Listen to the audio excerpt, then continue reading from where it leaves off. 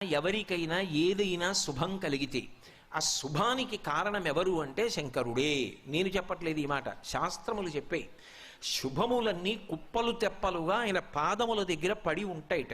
ఆయన అనుగ్రహించాడు అనుకోండి, ఓసారి ఇలా అంటాడు అంటే అది ఎగిరి వెళ్ళి ఇంటికి తోరణంగా పట్టుకుంటాడు. అందుకే ఒక గడుసు కవి ఒక మాట అన్నాడు, నేను ఓ పువ్వు పట్టుకొచ్చి మీ పాదాల మీద వేశాను అనుకోండి, నేను వేసినది ఇది పువ్వు, మీ పాదముల మీద ఉన్నది ఇది పువ్వు.